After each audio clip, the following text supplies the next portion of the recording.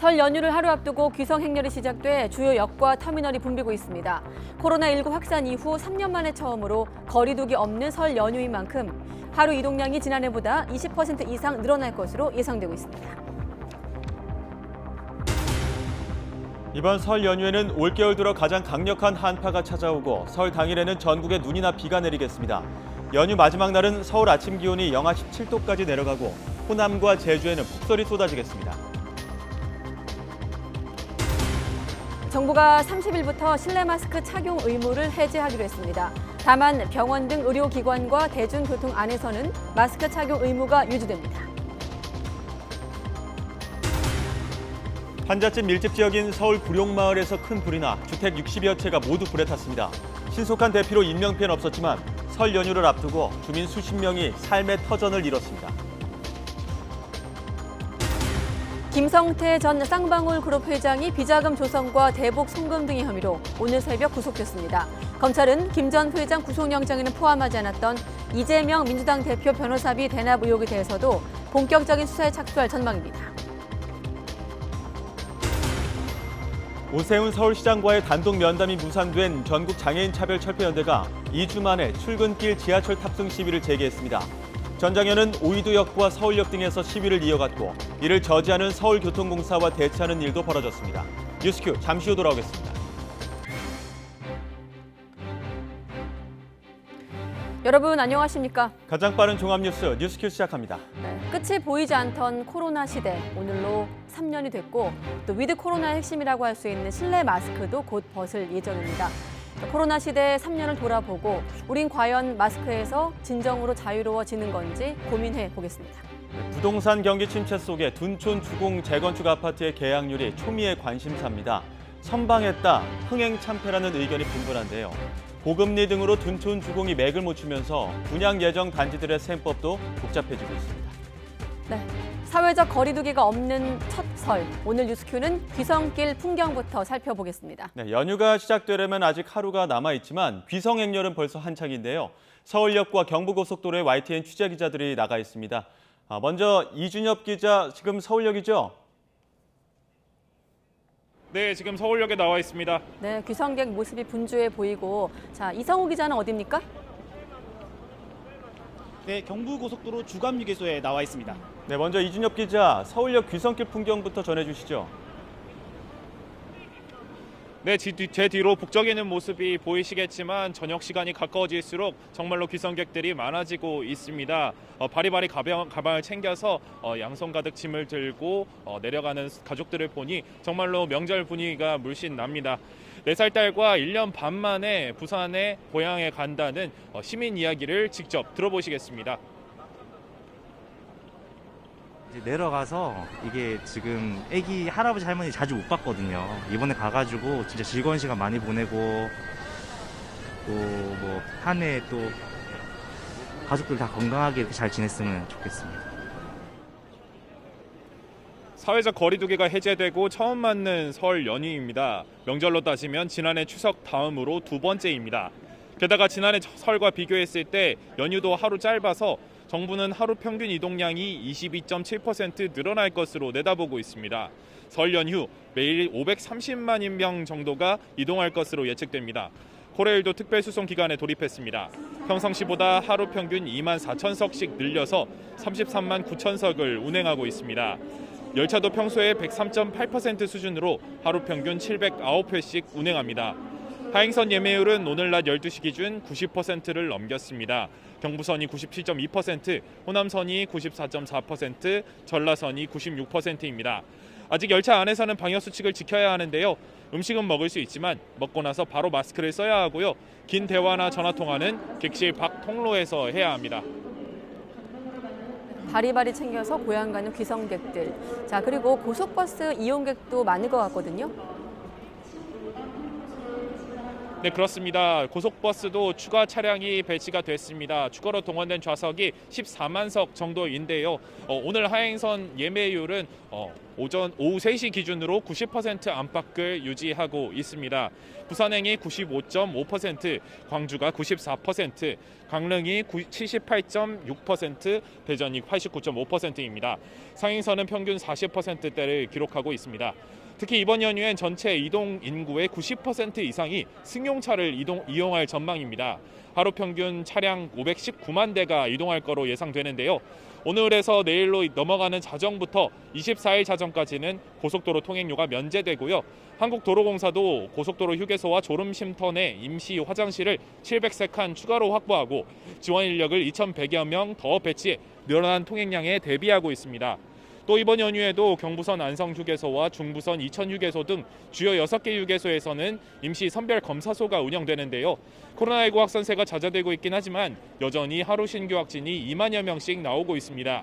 몸이 좋지 않으면 먼저 검사를 받아보시는 게 오랜만에 만나는 가족과 친지 모두의 건강을 위해서 좋으실 것 같습니다. 네, 고속도로 현장도 가보겠습니다. 이성우 기자, 그곳 상황은 어떻습니까? 네, 이곳은 휴게소를 드나드는 차량들로 매우 북적거리고 있습니다. 주차할 장소도 많이 남아있지 않은데요. 본격적인 귀성이 시작되면서 휴게소를 들어오고 나가는 차량이 크게 늘었습니다. 이곳 주감휴게소는 경부고속도로와 호남고속도로가 나뉘어지는 회덕분기점 앞 휴게소입니다. 그래서 다른 곳보다 더 많은 차량이 이곳에 정차하거나 쉬었다 가고 있습니다. 이번 설 명절은 대중교통보다 자가용을 이용하는 귀성객이 많을 걸로 보여 오늘 출발을 앞둔 분들은 도로 상황을 잘 확인하시는 게 좋겠습니다. 지금 출발하면 승용차로 서울요금소에서 부산까지 6시간 50분, 대전까지 4시간, 광주는 6시간 20분이 걸릴 것으로 보입니다. 경부고속도로의 경우 지정체 현상이 수도권에서 충청권으로 확대되는 상황입니다. 하지만 도로가 막힌다고 버스 전용 차선이나 갓길 주행을 하면 안 됩니다. 휴게소 등에서 드론으로 법규 위반 차량을 단속하고 있습니다. 아직은 고속도로 통행료가 부과되지만 오늘 자정부터 오는 24일 자정까지는 고속도로 통행료가 면제됩니다. 도로공사는 휴게소 혼잡 안내 시스템과 도로 전광판을 통해 혼잡 정보를 안내, 휴게소 이용 분산을 유도할 예정입니다. 안성과 이천, 화성 등 주요 6개 고속도로 휴게소에는 임시선별검사소가 설치돼 누구나 PCR 검사를 받을 수 있습니다. 날씨가 추워지는 만큼 도로에 살얼음이 만들어질 가능성이 높아 꼭 안전운전 하셔야겠습니다. 네, 고된 여정이지만 서울역과 휴게소는 설레는 장소입니다. 자, 지금까지 서울역에서 이준엽 기자, 또 경부고속도로 휴게소에서 이성우 기자였습니다. 두 기자 모두 수고했습니다. 네, 그리고 날씨. 귀성길에는 강추위와 함께 산간, 또 이면도로 살얼음에 대한 주의가 필요할 것으로 보입니다. 네, 귀경길에는 이번 겨울 들어 가장 심한 한파가 시작되겠고 강풍과 폭설이 동반돼 뱃길과 하늘길에 지장이 우려됩니다. 취재기자 연결해 자세한 귀경길 날씨 알아보겠습니다. 정혜윤 기자. 네, 문화생활과부입니다. 네, 먼저 귀성길에 하늘을 맑지만 날씨가 무척 추워지는 거죠? 네, 그렇습니다. 날씨가 점점 추워지고 있는데요. 오늘 서울은 낮 동안 체감온도가 영하 10도 안팎에 머물면서 아침보다 낮이 더 추웠고요. 내일은 서울 아침 기온 자체가 영하 10도까지 떨어지면서 오늘보다 더 추워지겠습니다. 한파특보도 더 확대할 가능성이 큽니다. 한파 속에 밤사이 중부 곳곳에 눈이 내렸는데요. 도심은 제설 작업이 이루어졌지만 산간이나 이면도로는 도로 살얼음이 우려됩니다. 귀성길에는 속도를 줄이시고 주의 운전이 필요해 보입니다. 네, 설날부터는 그야말로 악천후 종합 세트라고 할 정도로 날씨가 좋지 않다고요? 네, 그렇습니다. 우선 설날 당일에는 한파가 주춤하지만 눈비가 내립니다. 중부에는 눈이, 남부에는 비가 내릴 것으로 보이는데 성묘길에 역시 도로 살얼음에 대한 주의가 필요합니다. 설날 이후 연휴 후반에는 이번 겨울 들어 최악의 북극 한파가 몰아칠 것으로 보입니다. 23일 오후부터 찬바람이 강하게 불면서 날씨가 추워지겠고 연휴 마지막 날 24일 아침에는 서울 기온이 영하 17도까지 곤두박질하겠습니다. 한파와 함께 23일 오후부터 해안에는 강풍특보가, 해상에는 풍랑특보가 내려질 것으로 보입니다. 또 24일에는 서해안과 제주도 등 섬 지역에 폭설이 쏟아지겠습니다. 따라서 귀경길, 뱃길이나 하늘길이 막힐 가능성도 큽니다. 기상청은 섬지역 귀성객들은 운항 여부를 수시로 확인하고 귀경길도 조금은 서둘러 달라고 당부했습니다. 지금까지 문화생활과학부에서 YTN 정혜윤입니다.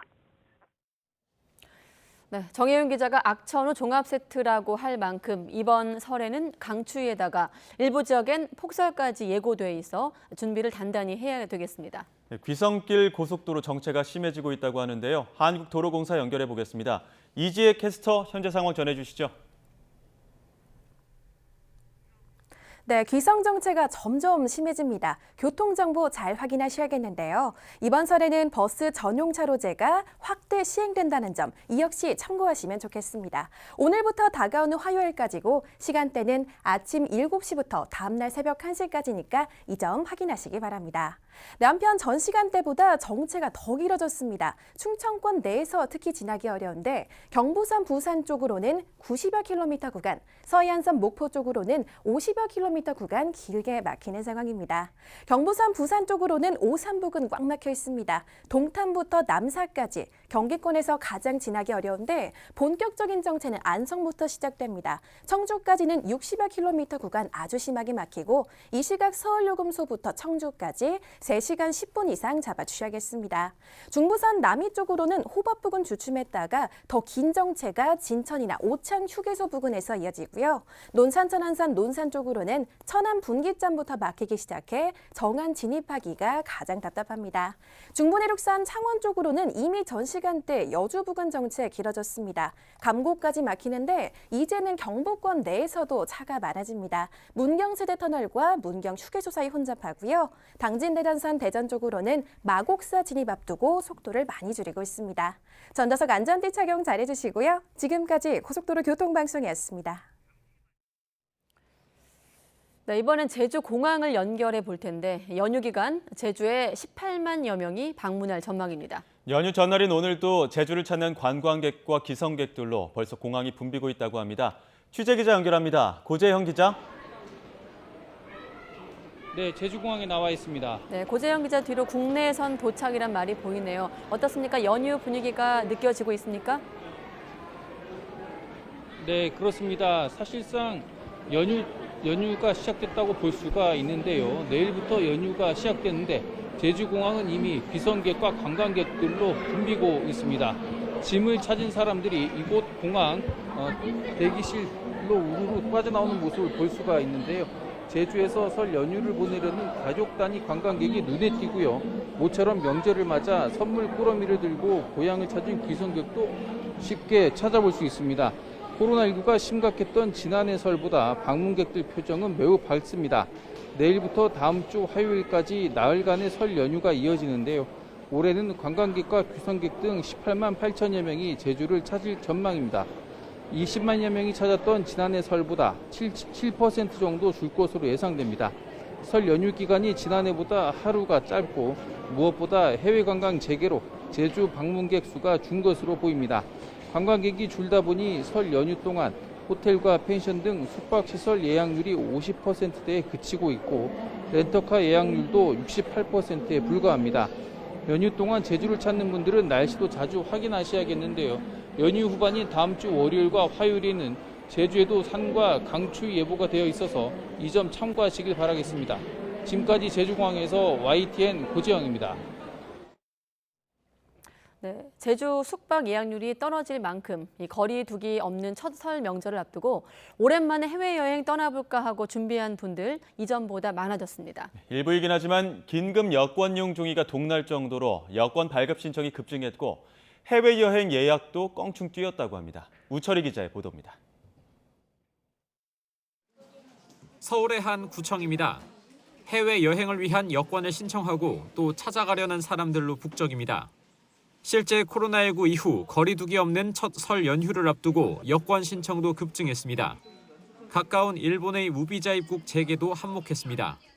지난해 코로나 방역 조치 중이었던 지난해 1월에 792건이었던 여권 신청이 12월에는 4,065건으로 5배 이상 증가하였고 현재는 지난해 12월보다도 50% 이상 증가하여 지난 연말만 해도 3, 4일이면 손에 쥘 수 있었던 여권은 이제는 최소 8일에서 10일은 기다려야 발급받을 수 있습니다. 급한 경우 긴급 여권을 받을 수는 있지만 일부 시군 구청의 경우 긴급 여권용 종이까지 동났습니다. 여권 신청 폭주에 직원과 접수 창구를 충원했어도 수요를 따라가지 못하는 지경입니다. 월요일 같은 경우에는 대기 인원이 한 30명에서 50명까지도 대기를 하고 있기 때문에 저희 직원분들이 식사도 좀 제대로 못하고 자연스레 해외 여행 예약도 늘면서 여행업계도 분주해졌습니다. 코로나 직격타로 문을 닫은 곳이 수두룩했지만 이젠 회복세가 뚜렷합니다. 이번 설 연휴는 이미 여행 상품 예약이 대부분 마감됐습니다. 여행객 숫자로만 봐도 지난해 설 연휴보다는 수십 배에서 100배가 넘고 코로나로 세계 각국이 빗장을 걸어 잠그기 전인 2020년의 절반 수준에 이르렀습니다. 지난해 설 연휴와 비교하면 약 70배 이상 증가했고 코로나 이전인 2020년 설 연휴와 비교하더라도 한 52% 회복된 상황입니다. 이번 설에는 모처럼 설렘 가득 북새통을 이루는 공항 풍경을 보게 될 전망입니다. YTN 우철입니다. 이번 설 연휴 기간 대부분 백화점이 설 당일을 포함해 이틀 동안 휴점하고 대형마트도 설 당일인 22일이 의무 휴업일이어서 대부분 문을 닫습니다. 롯데백화점 점포는 대부분 21일과 설 당일인 22일에 휴점하고 신세계백화점은 본점만 22일과 23일에 나머지 11개 지점은 21일과 22일에 쉽니다. 현대백화점 무역센터점과 더현대서울 등 10개 지점은 21일부터 22일까지, 압구정 본점과 신촌점 등 6개 지점은 22일부터 23일까지 휴점합니다. 네, 그리고 명절 앞두고 고르는 식재료 가운데 하나가 바로 쇠고기입니다. 마블링이 화려하다고 해서 다 좋은 것도 아니고 구이용과 찜용을 다르게 접근해야 합니다. 고기 잘 고르는 법, 김민성 기자가 전해드립니다. 명절을 앞두고 매의 눈으로 마트 축산 코너를 서성이는 사람들. 똑같이 맛있어 보여도 막상 집으면 또 흠이 보여 결정이 쉽지 않습니다. 고르다 보면 무슨 요리를 할지 처음부터 고민이 다시 시작됩니다. 이번 명절에는 가족들이 다 모일 것 같아서 육전이나 갈비찜 같은 고기 요리 하려고 하는데 어떤 부위를 해야 할지 잘 모르겠어요. 가장 쉬운 건 구이용입니다. 선홍색이 좋고 지방이 굳어 나타난 무늬 마블링은 화려하면서도 섬세한 게 좋습니다. 현행 등급제는 구이용에 초점이 맞춰져 있기 때문에 탕이나 국거리용 요리를 하실 때는 무조건 높은 등급을 선택하시지 마시고 요리 용도에 맞게 적절한 부위를 선택하시는 것이 중요합니다. 같은 갈비라도 찜용은 다르게 접근해야 하는 이유입니다. 힘줄은 구웠을 땐 질기지만 삶으면 부드러워지고 요리의 맛도 풍부하게 합니다. 지방이 너무 많으면 찜용으론 어울리지 않습니다. 근막은 요리 전의 손질에 떼어내야 연하게 먹을 수 있습니다. 아무리 좋은 고기라도 보관을 잘못하면 아깝게 버리게 됩니다. 일회용 랩으로 감싸 공기를 빼고 지퍼백에 넣어 냉장 보관합니다. 진공 포장을 하면 최대 2주까지 두고 먹을 수 있습니다. 미생물에 등에 의한 번식으로 인해 고기가 상할 수 있기 때문에 보관할 때는 공기를 차단하여 보관하는 것이 중요합니다. 조리된 소고기는 생고기보다 빨리 상할 수 있으니 되도록 빨리 먹는 게 좋습니다. YTN 김민성입니다. 네, 명절 앞두고 삶의 터전을 잃은 주민들도 있습니다. 서울 구룡마을에서 또 큰 불이 나면서 450명 넘게 대피했고 주택 60채가 탔습니다. 김철희 기자의 보도입니다. 서울의 마지막 판자촌으로 불리는 개포동 구룡마을. 연기가 쉼없이 뿜어져 나오는 가운데 소방대원들이 물을 뿌리며 불을 끄기 위해 애씁니다.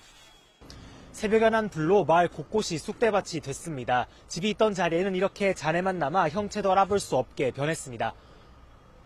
화재 신고가 접수된 건 새벽 6시 20분쯤. 마을 안쪽에서 시작된 불은 삽시간에 주변으로 번져 나갔습니다. 소방당국은 불이 난 지 1시간도 안 돼 인근 소방서의 가용 자원까지 모두 동원하는 대응 2단계를 발령했습니다. 6시 30분에 대응 1단계를 발령하였고 7시 26분에 연소가 확대됨에 따라 대응 2단계로 상향 발령하였습니다. 헬기 10대까지 동원한 끝에 불은 5시간 20분 만에 모두 꺼졌습니다. 다친 사람은 없었지만 주택 60채가 불에 타면서 60여 명이 살 곳을 잃었습니다. 설 연휴를 앞두고 화마를 만난 주민들은 남은 게 없다며 허탈해합니다. 다 집이 없어 갈 데가 없어요. 명절도 돌아왔고 뭐 하나도 건진 게 없고 또 음식도 몇 개 또 선물도 누가 주면 또 명절도 온다고 선물도 그것도 연합들이 다 타먹고 건질 것이 하나도 없다는 게. 주민들은 매년 추운 계절이면 화재가 되풀이됐다고 말합니다. 전기누전으로 사고가 제일 많이 나는 곳이 여기입니다.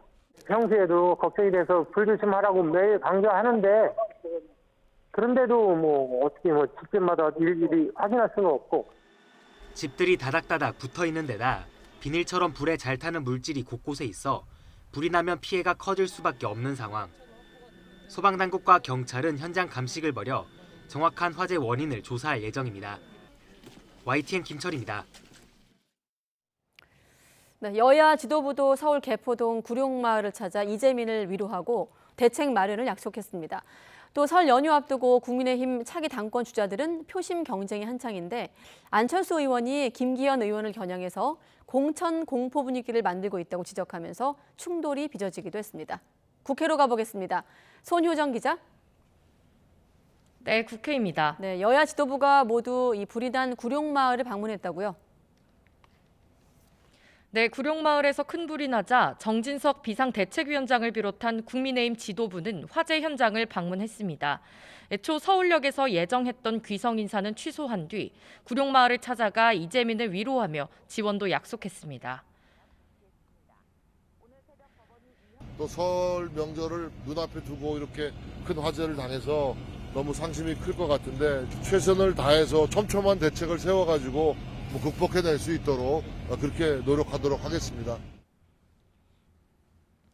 더불어민주당 지도부는 오늘 오전 서울 용산역에서 귀성객들을 배웅했는데요. 이재명 대표를 비롯한 지도부는 이태원 참사 희생자 합동 분향소를 참배한 뒤 구룡마을도 방문해 화재 현장을 살폈습니다. 출동 시간도 상당히 빨랐던 것 같고 네, 많이 스트레스입니다. 예, 감사합니다. 이게 설 때 이 이재민들이 오갈 데가 없어서 참 답답하긴 하겠습니다. 설 연휴 민심 주도권을 잡으려는 여야 공방도 이어졌습니다. 여당은 설 이후 대장동 의혹으로 검찰 조사가 예정된 이재명 대표를 겨냥해 압박 수위를 높였고 야당은 최근 정부 세제 개편안을 문제 삼으며 민생을 외면하는 정권이라고 지적했습니다. 이재명 대표는 정적 제거라는 정치 프레임으로 본인의 부정비리 의혹을 덮고 넘어가려는 정치적 술수를 부리고 있습니다. 수많은 의혹의 중심에 본인이 설계하고 결재했던 사안들이었음에도 모르쇠로 일관하고 있습니다. 공공요금의 인상이 줄줄이 대기 중에 있습니다. 하지만 국민들 숨통을 틔워주려는 정부 노력은 전혀 보이지 않습니다. 가뜩이나 어려운 민생은 쥐어짜고 초부자 혜택에만 올인하고 있습니다. 네, 계속해서 국민의힘 당권 경쟁 전당대회 소식 알아볼 텐데 이 차기 당권 주자들 설 연휴 동안 분주하게 당 표심 잡게 나서겠죠? 네, 설 명절을 맞아 국민의힘 당권 주자들도 어느 때보다 바쁜 일정을 소화하고 있습니다. 최근 여론조사에서 상승세를 보이는 김기현 의원은 오늘 지역구인 울산에서 복지관과 전통시장을 방문했고 또 다른 유력주자 안철수 의원은 이명박 전 대통령을 예방한 뒤 성남 전통시장을 찾습니다. 그런데 안 의원이 오늘 아침 라디오에서 김기현 의원을 겨냥해 공천 공포 분위기를 만들고 있다고 지적하면서 두 당권 주자 사이에 설전이 오갔는데요. 차례로 들어보겠습니다. 안철수 의원이 그 당내 공천 공포를 분위기를 의원님께서 띄우는 거다 이렇게 얘기를. 뭘 비판하고 있는데요? 일고의 가치도 없는 얘기입니다. 서로 불편해하고 서로 좀 분열이 감지되고 이런 모습들입니다. 당원들의 그런 자유의사에 맡겨서 이번 총선에서 이길 수 있는 당대표를 뽑을 수 있도록 어제 기자들을 만나 지난 정치 여정을 되돌아보고 있다고 밝힌 나경원 전 의원은 연휴 동안 별다른 공식 일정 없이 출마 여부를 놓고 숙고를 이어갈 것으로 보입니다. 나 전 의원을 돕고 있는 박종희 전 의원은 라디오에서 나 전 의원이 당권 도전과 관련해 여전히 전의에 불타고 있다며 설 연휴가 끝난 뒤 보수의 상징적인 장소에서 출마 선언을 하는 것을 검토하고 있다고 설명했습니다. 지금까지 국회에서 전해드렸습니다. 네, 이런 분위기 속에서 국민의힘 이준석 전 대표가 나경원 전 의원에 대한 대통령실의 입장문은 전당대회 출마하지 말라는 뜻이라고 주장했습니다. 이 전 대표는 오늘 CBS 라디오에 나와 자신도 비슷한 경험을 해 기시감이 있다면서 애초에 대통령실이 나 전 의원에 대한 공격 의도가 있는 것으로 봐야 한다고 말했습니다. 또 나경원 전 의원이 외교부 장관 자리를 희망했고 윤석열 대통령이 언짢아 했다는 이야기도 했는데 직접 이 전 대표 얘기를 들어보시죠. 외교부 장관 인선이나 이런 거에 대해 가지고 나경원 대표가 그걸 희망했는데 굉장히 거기에 대해서 좀 언짢게 생각했다라는 걸 들은 적이 있거든요. 나경원 대표가 이제 외교부 장관을 하기를 희망했던 것 같아요. 그런데 거기에 대해서 왜 하면 안 되는지 같은 얘기도 좀 들었거든요. 누가 하시는 말씀을요? 그분께서. 예. 윤 대통령이요? 예. 저는 근데 그게 그 언론에서 얘기하는 것처럼 무슨 인사 검증에서 부동산 문제 나한테 이런 건 말도 안 되는 소리고요. 그냥 개인의 신상 문제가 아니라 그냥 싫다는 취지 얘기 들었어요.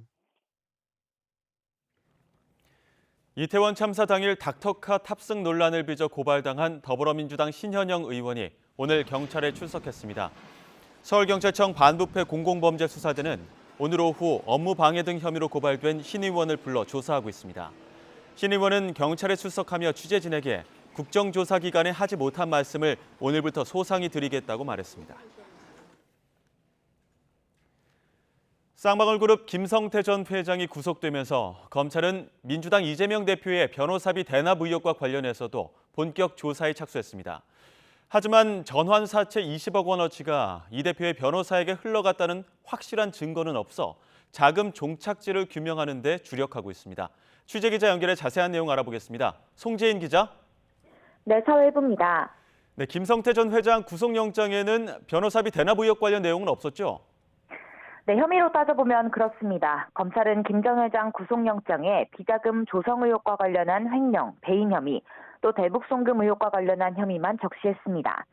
오늘 새벽 법원이 이 혐의들이 소명된다며 김 전 회장 구속영장을 발부한 만큼 검찰은 이제 김 전 회장의 조사 범위를 넓히려고 하는데요. 관심은 역시 쌍방울이 민주당 이재명 대표 변호사비를 전환사채로 실제 대납해줬는지 그 여부입니다. 이번 의혹은 대선 국면에 접어들던 재작년 10월 한 시민단체가 이 대표를 고발하면서 불거졌습니다. 해당 시민단체는 이 대표가 경기지사 시절 선거법 재판을 받는 과정에서 선임했던 변호사 A씨가 쌍방울에서 변호사비를 대신 받았다고 고발하면서 근거로 대화 녹취록을 제시했습니다. 녹취록에는 A씨가 현금 3억 원과 3년 뒤 팔 수 있는 상장사 주식 20억여 원어치를 받았다는 내용이 언급된 거로 알려졌습니다. 이를 기반으로 검찰 역시 이른바 변호사비 대납 의혹을 수사해왔습니다. 이에 쌍방울 측은 A 변호사가 대표로 있는 법무법인에 소속된 다른 변호사 B씨에게 입금된 돈이라고 해명해왔습니다. M&A 과정에서 에스크로, 그러니까 예치금 형식으로 B씨에게 지급됐던 돈이고 결국엔 M&A가 무산되면서 돈도 다시 돌려받았다고 검찰에 진술했던 거로 알려졌습니다. 최초 고발 내용과는 돈이 입금된 대상도 또 돈이 건네진 명목도 다르게 규정하고 있는 겁니다. 검찰은 현재 A 변호사에게 변호사비 명목으로 전환사채가 지급됐다는 확정적인 물증은 아직 확보하지 못한 상태입니다. 김 전 회장이 전환사채 거래 과정에서 조성한 비자금을 최대 수백억 원으로 추정하고 있는데 거래 과정과 용처를 모두 규명하면 변호사비 대납 증거 정황이 나올 수도 있다고 보고 있습니다. 다만 전환사채 거래자 가운데 차명으로 의심되는 이들도 적지 않게 포함돼 있어서 거래 진위와 종착지를 규명하려면 검찰로서는 결국 김 전 회장의 진술이 필요한 상황입니다. 하지만 김 전 회장은 자세한 전환사채 유통 과정은 이른바 금고직이라고 불리는 재경총괄본부장이 자세히 알고 있다면서 조사에서는 말을 아끼고 있습니다. 이에 따라 일각에서는 변호사비 대납 의혹 수사가 구속시한 20일을 넘겨서 장기화할 수 있다는 전망도 나오고 있습니다. 지금까지 사회 일부에서 전해드렸습니다. 윤석열 대통령이 6박 8일 동안의 새해 첫 순방을 마무리하고 귀국길에 오릅니다. 이번 순방에서는 UAE의 300억 달러 투자 유치, 세계적 기업 CEO들과의 만남 등 경제적 성과도 있었습니다. 박사경 기자입니다. 아인슈타인의 모교인 취리 연방공대, 양자과학 석학들과 만난 윤석열 대통령은 미래산업 판도를 바꿀 게임체인저, 양자과학 기술에 대한 지원을 아끼지 않겠다고 밝혔습니다. 국가 차원에서 역량을 결집하고 있습니다. 여러분께서 주신 이 고견이 향후 우리 양자기술 정책에 중요하게 활용될 것이라고 생각합니다. 이로써 6박 8일 동안 경제 외교에 초점을 맞춘 새해 첫 순방 일정을 모두 마무리했습니다. 이번 순방은 정부와 민간이 원팀으로 함께 협업하여 수출 계약, MOU 체결, 투자 유치 등의 많은 성과를 창출하였습니다. 가장 두드러지는 성과는 UAE 대통령이 직접 약속한 한국에 대한 300달러 투자입니다. 한 UAE 공동성명에 액수가 명시적으로 담겼고 양국 정부 기업 간 양해각서는 모두 48건이 체결됐습니다. 대통령실은 역대 UAE 순방 가운데 최대 규모의 성과라면서 특히 수소, 바이오, 디지털 전환 등 신산업까지 협력이 다변화됐다고 강조했습니다. 스위스로 넘어간 윤 대통령은 1호 영업사원을 자처하며 세계 유수의 기업 CEO들을 만나 한국에 대한 투자를 적극 세일즈했습니다. 여기 한국 시장도 열려 있고 제 사무실도 열려 있으니 언제든지 찾아주시기를 부탁드리겠습니다. 풍력 터빈 제조 분야 세계 1위 기업인 덴마크 베스타스는 우리나라에 3억 달러 투자를 약속했고 UAE 국부펀드 무바달라 투자사의 칼둔 대표는 한국의 기술과 신뢰를 꼽으며 세계 최고 수준이라고 극찬하고 원전 외에도 함께할 기회가 더 많길 바란다고 기대했습니다. 우리에게 더욱 강력한 연대, 행동하는 연대를 요구하고 있습니다. 다보스 포럼 특별 연설에 나선 윤 대통령은 공급망 강화를 중심으로 한 세계적 경제 위기 극복 방안을 제시하기도 했습니다. 한국 경제의 미래 비전을 제시한 동시에 글로벌 중추국가로서 위상이 강화됐다고 자평한 대통령실. 이번 순방에서 얻어낸 대규모 투자 약속과 계약이 실제 눈에 보이는 성과로 얼마나 이어질지 관심입니다. YTN 박서경입니다. 윤석열 대통령의 경제 외교 순방에는 국내 대기업 총수들도 총출동했습니다. 아랍에미리트 국빈 방문부터 다보스 포럼까지 동행하며 정부와 호흡을 맞췄습니다. 윤혜리 기자의 보도입니다. 삼성전자 이재용, SK그룹 최태원, 현대차그룹 정의선, LG그룹 구강모 회장까지 국내 재계 총수들이 한자리에 모였습니다. 6박 8일간 이어진 윤석열 대통령의 경제 외교 순방 막바지, 스위스 다보스에서 열린 한국의 밤 행사에 참석한 겁니다. 서로 편하게 대화를 나누고 취재진을 향해 농담까지 던집니다. 내가 직업병이 있어서 날 사실 다 찍는데 카메라가 오면 다 캐논하는 소리. 재계 총수들은 민간 외교관으로 나서 해외 정재계 인사들에게 오는 2030년 부산 엑스포 유치를 적극적으로 홍보했습니다. 이에 앞서 윤석열 대통령의 아랍에미리트 국빈 방문에도 동행하며 에너지와 방산, 신산업 협력 강화에 앞장섰습니다. 두 나라 기업은 비즈니스 포럼에서 에너지와 방산, 스마트팜 등 미래 신산업 분야까지 모두 24건의 업무 협약을 맺었습니다. 제조업의 디지털화, 모빌리티, 우주항공, 스마트팜, 부품 소재와 바이오 산업에 이르기까지 미래 성장 동력을 함께 육성해 나아갈 것입니다. 이재용과 정의선 회장은 한국이 수출한 첫 해외 원전이자 삼성물산과 현대건설이 시공을 맡은 바라카 3호기 가동식에도 참석했습니다. 이 자리에서 이 회장은 세계적인 갑부로 알려진 만수르 부총리와 웃으며 대화하는 모습이 포착되기도 했습니다. 이번 순방에서는 100여 개 기업으로 꾸려진 대규모 경제사절단과 정부가 원팀으로 호흡을 맞췄습니다. 올해 복합 경제 위기 속에서 가시적이고 실질적인 성과로 이어질 수 있을지 주목됩니다. YTN 윤혜리입니다. 윤석열 대통령 지지율이 소폭 상승해 36%를 기록한 여론조사 결과가 나왔습니다. 한국갤럽이 지난 17일부터 19일까지 사흘 동안 전국 18세 이상 성인 1,000명에게 설문조사한 결과 윤 대통령이 직무 수행을 잘하고 있다는 대답은 36%로 일주일 전보다 1%포인트 올랐고 잘못하고 있다는 평가는 55%로 전주보다 2%포인트 떨어진 것으로 집계됐습니다. 윤 대통령의 직무 긍정률은 6주간 비슷한 수준을 기록하고 있습니다. 긍정평가 이유로는 외교가 첫 손에 꼽혔고 경제 민생과 노조 대응 순이었습니다. 부정평가 이유 역시 외교가 1위에 올랐고 발언 부주의와 경험, 자질 부족이 뒤를 이었습니다. 갤럽은 윤 대통령의 새해 첫 순방에 대한 상반된 시각이 엿보인다고 평가했습니다. 정당 지지율에서는 국민의힘이 지난주보다 4%포인트 오른 37%, 더불어민주당은 2%포인트 하락한 32%로 집계됐습니다. 자세한 내용은 한국갤럽 홈페이지나 중앙선거 여론조사심의위원회 홈페이지를 참조하면 됩니다. 마스크 착용은 2단계부터 전체 실내 시설에서 의무화되며 위반 시 과태료가 부과됩니다.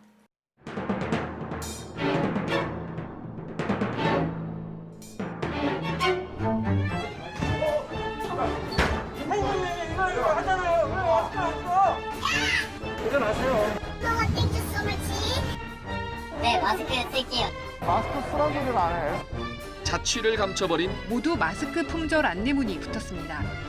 맨날 오면은 이제 앞에서 잘리는 거예요. 이 학국은 있고 저 학국은 없고. 한 번도 못 사봤어요. 한 번도 못 사봤어요.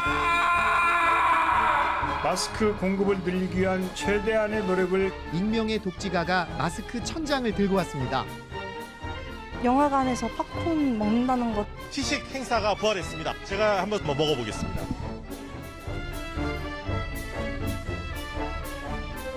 오는 1월 30일부터 실내 마스크 착용 의무를 원고로 완화하는 바입니다. 네, 그야말로 애증의 마스크 여기까지 왔습니다. 정부가 연휴 지나고 30일부터 실내 마스크 착용을 권고로 바꾸기로 했습니다. 다만 대중교통과 병원, 약국 등에서는 계속 마스크를 써야 합니다. 취재기자 연결합니다. 장하영 기자. 네, 사회 2부입니다. 네, 정부가 오늘 발표한 내용 전해주시죠. 네, 정부는 오는 30일에 실내 마스크 착용 의무를 권고로 완화한다고 밝혔습니다. 먼저 지영미 질병관리청장의 브리핑 내용 들어보겠습니다. 실내 마스크 착용 의무 조정은 설 연휴가 지난 후인 1월 30일 월요일부터 시행하겠습니다. 조정이 시행되면 실내 마스크 착용 의무는 일부 시설을 제외하고 권고로 전환됩니다. 방역당국은 실내 마스크 완화를 위해 확진자와 위중증자 감소, 의료 대응 역량, 또 고위험군 면역 획득 등 4가지 기준을 두고 있었는데요. 감염 취약시설의 동절기 추가 접종률이 지난 13일 목표인 60%를 달성했고 신규 변이나 해외 유행 상황의 영향도 제한적일 거라며 완화 배경을 설명했습니다. 하지만 모든 실내에서 마스크를 벗을 수 있는 건 아닙니다. 병원과 약국, 대중교통을 이용할 때는 여전히 반드시 마스크를 착용해야 합니다. 또 감염 취약시설인 장기 요양기관이나 장애인 복지시설도 이번 완화 대상에 포함되지 않았습니다. 네, 실내에서 마스크를 벗는 건 2년 3개월 만인 거죠? 네, 그렇습니다. 이번 의무 조정 결정으로 2년 3개월여 만에 카페나 식당, 학교와 사무실 같은 실내에서도 마스크를 벗을 수 있게 됐습니다. 정부는 지난 2020년 10월 13일부터 실내 마스크 착용을 의무화하고 과태료 10만 원을 물려왔습니다. 2021년 봄 실내뿐 아니라 실외에서도 마스크를 의무적으로 착용하도록 했고 지난해 봄에 실외 마스크 의무는 완화했는데요. 이번에 실내 마스크가 권고로 전환된 겁니다. 방역당국은 지금까지 마스크 미착용으로 30만 건이 단속됐는데 이 가운데 대부분은 계도 대상이었고 2,500여 건에 대해 과태료를 부과했다고 밝혔습니다. 정부는 마스크 착용 의무가 조정되더라도 마스크의 보호 효과나 필요성이 사라지는 게 아니라며 특히 고위험군의 마스크 착용을 강력히 권고했습니다.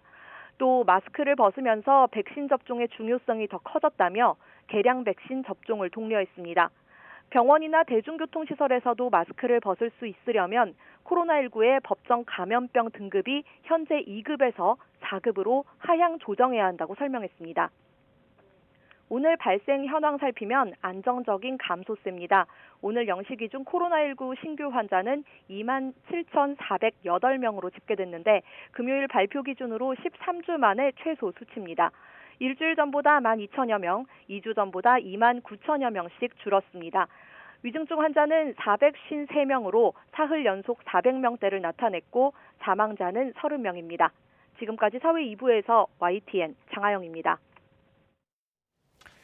네, 오늘은 우리나라에서 코로나19 첫 확진자가 나온 지 꼭 3년 되는 날인데 이렇게 실내 마스크 해제 결정이 나온 겁니다. 네, 지난 3년 우리는 크고 작은 7번의 코로나19 유행을 겪으면서 3만 3천여 명이 목숨을 잃었고 누적 확진자 수도 3천만 명을 눈앞에 두고 있습니다. 기정훈 기자가 정리한 내용 먼저 보시고 전문가 분석과 전망으로 이어가겠습니다.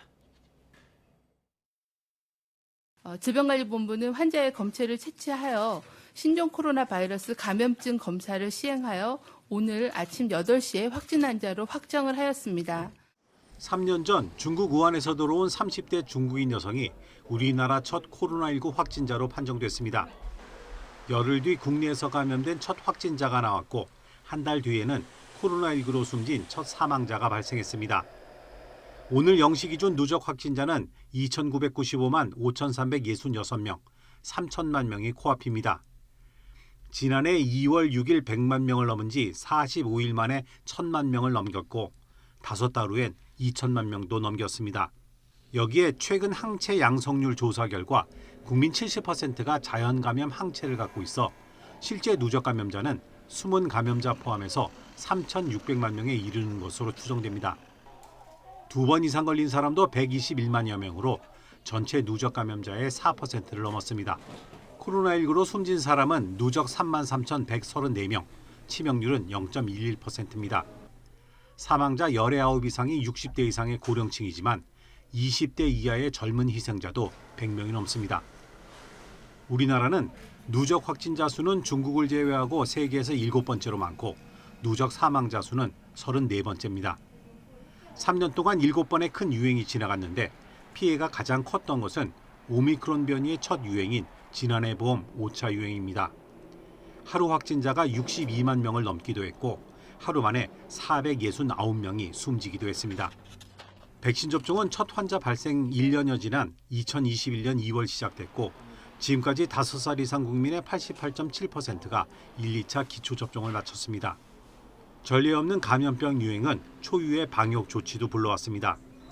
입국자 격리를 시작으로 유흥업소에 대한 집합 금지 명령이 이어졌고 마스크 착용 의무화와 식당 이용 시간 제한, 모임 인원 제한 등 다양한 사회적 거리 두기 조치들이 유행 상황에 따라 강화와 완화를 오갔습니다.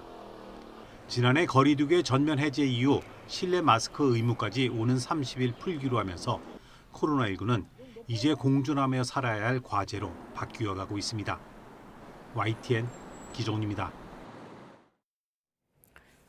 네, 속보가 들어왔습니다. 서울 지하철 4호선 삼각지역 숙대 입구 방향으로 무정차 통과를 하고 있다는 속보가 들어왔습니다. 앞서 전장현 측이 오늘 그 지하철 4호선 여러 곳에서 곳곳에서 삼각지역으로 이동하기 위해 지하철 탑승 시위를 행동에 나섰다 이런 소식이 있었는데 속보가 들어왔습니다. 네, 전장현이 오늘 오후 2시에 장애인 이동권, 권리 예산 보장 촉구하면서 삼각지역에서 기자회견 열고 지하철에 오르려고 시도를 했습니다. 이 과정에서 서울교통공사 측과 충돌이 빚어지기도 했는데요. 네. 서울교통공사 측은 지하철 4호선 삼각지역 숙대 입구 방향 무정차 통과를 결정했다는 소식이 속보로 들어왔습니다.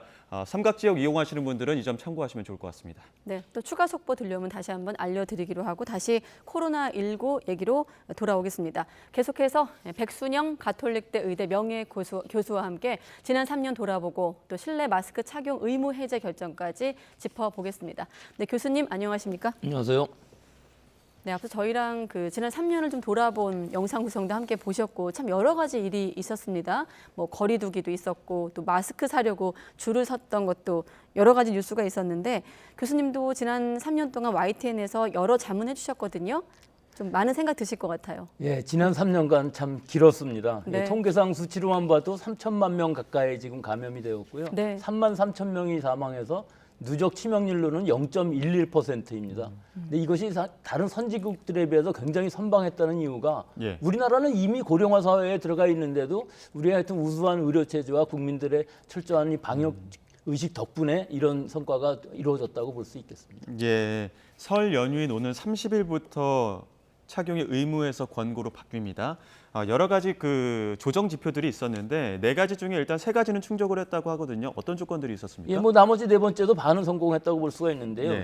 2주간 이상 신규 확진자 감소가 뭐 해결되었고요. 위중증 사망자 수도 지속적으로 감소 추세에 있습니다. 또 안정적인 의료 대응 역량도 50% 이상 항상 유지하고 있고 지금 60%를 넘어가고 있고요. 예. 고위험군의 면역 획득에 있어서는 접종률을 얘기하는 것인데 60대 이상의 경우 50% 이상을 목표로 했었는데 오늘 현재로는 34.5%이고요. 예. 아직 이룩하지 못한 아직은? 지표이고요. 예. 감염 취약 시설인 경우에 있어서는 60% 목표였었는데 62.1%였기 때문에 네. 예, 지금 상황에서 보면 거의 대부분 다 획득했다고 볼 수가 있는 것이죠. 예. 네. 착용 권고로 전환. 잠깐 좀 말이 헷갈릴 수 있는데 실내 마스크 의무가 해제되는 거거든요. 그러니까 착용하는 게 의무에서 권고로 완화된다는 거잖아요. 예, 지금까지는 예, 착용이 의무였었기 네. 때문에 실내 마스크입니다. 예, 벌금을 매길 수가 있었는데 그것을 이제 해제한다는 것이죠. 하지만 전부 벗자는 얘기는 아닙니다. 그렇죠. 네. 예, 실내 마스크 중에서 자율적으로 권고를 하되 일부 시설은 제외하고 있습니다. 그렇기 때문에 요양병원 같은 감염 취약 시설이라든지 병원이나 약국 같은 의료기관, 또 버스, 철도, 여객선, 또 택시, 항공기 같은 대중교통, 지하철과 같은 이런 데에서는 전부 마스크를 착용을 의무화하고 있는 것은 유지하는 것이고 이것은 이제 단계적으로 다시 이것을 해제할 것으로 보입니다. 네, 지금 의무 유지 장소를 좀 기억해 두면 되겠고 특히나 택시도 포함이 돼요. 대중교통뿐 아니라. 예, 택시인 경우에 있어서 사실 뭐 대중교통이라고 해도 한두 사람 뭐 많아야 네. 3-4명 타는 상황인데 이것이 실내 공간이 굉장히 좁고 환기가 예. 어려운 상황에서 감염 취약하다고 볼 수가 있어서 예. 일단 택시 안에서도 마스크 착용은 의무화가 남아 있습니다. 예. 지금 의무가 남아있는 곳이 있고 권고가 되는 곳이 실외는 권고입니다. 그런데 그 외에 강력하게 권고되는 곳은 또 따로 있거든요. 이 부분도 짚어야 될 것 같습니다. 예, 강력하게 권고되는 부분들은요. 예. 실제로는 사실은 시설이라기보다 어떤 사람들이 모이느냐, 또 시설인 경우에 있어서 환기가 얼마나 잘 될 수 있느냐 하는 부분들이 더 중요하겠죠. 하지만 실내라고 하면 일단 다 완화는 된 것이기 때문에 예. 자율적으로 착용하면 되겠습니다. 그쵸. 하지만 고령층이 많이 모이는 경우에 있어서는 접촉이 많을 경우에 있어서는 마스크를 쓰는 것이 좋을 것으로 보이고요. 예. 증상이 있는 사람들은 타인을 위해서 배려를 해서 마스크를 쓰는 것이 있어야겠죠. 좋겠죠. 예. 네. 또 자기가 만난 사람이 접촉을 했는데 그 사람이 확진됐다고 그러면은 그 이후로는 적어도 일주일 정도는 마스크를 꼭 착용하고 다니시는 것이 좋을 것으로 보이고요. 예. 이런 여러 가지 상황들을 봤을 때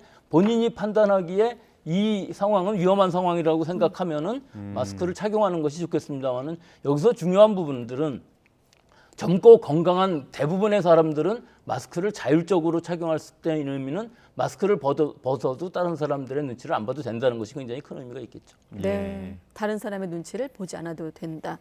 자, 방역 당국도 마스크 착용의 중요성은 여전하다고 강조를 하고 있습니다.